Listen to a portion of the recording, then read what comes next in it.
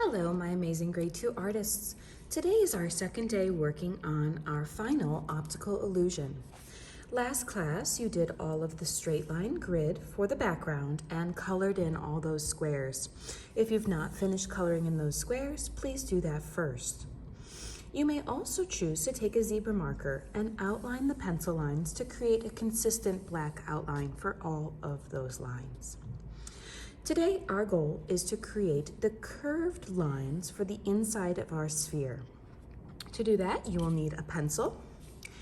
And my trick for it is that everything on the left side of our vertical line needs to curve to the left. And if you are right-hand dominant, it is easiest to do the motion of curving to the left. So, start with this line.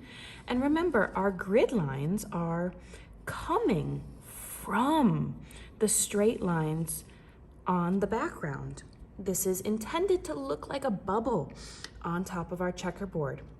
So that means that it reflects that grid from the background. The next line is here. I can even put a dot to indicate where I need to start and where I need to finish, coming from the line on the background. And curve. Now, because it's easiest to do this motion, I'm going to turn my paper so that I can do the same on the other side.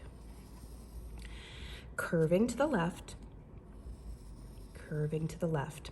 And if you are left-hand dominant, then you can go ahead and start on this side and turn the paper the same way I did with my right hand. Now, we not only need to do the vertical lines, we need to do the horizontal lines. But again, I'm going to make it comfortable for myself by drawing my lines curving to the left. I find that I only really have room to do 2 lines in each of the sphere sections. I think that will be the same for you as well. Everyone, no matter what version you have, whether you are working on the smaller version or the bigger version, your sphere in the center is the same size.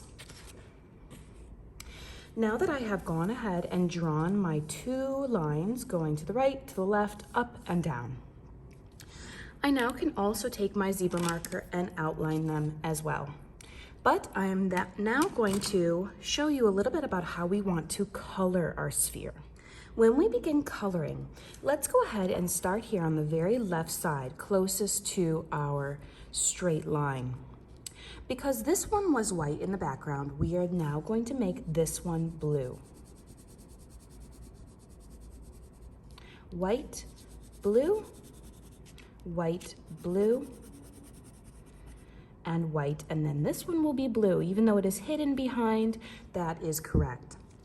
Go ahead and continue coloring all of the different sections in your sphere. I have now colored in all of the checkerboard sections on my sphere. The last thing that we can do to create the illusion that this is a 3-dimensional shape is to add a shadow around the outside of it. To do that, you can take a black or a gray colored pencil. Whenever we have a shadow on our shape, it is actually very dark, closest to the shape. And as it goes away from the shape, it starts to soften and get lighter. So you can color a little bit harder or layer your colored pencil more as it is closer to the sphere. And as it goes away, it can get lighter. We know, boys and girls, that color can have levels of darkness, but also white as well.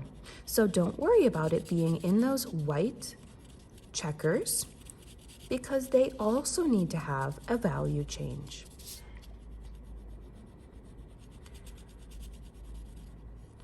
Boys and girls, when you finish with value, if you would like to push your drawing to the next level, it would be wonderful for you to try to add another color to the white checkers.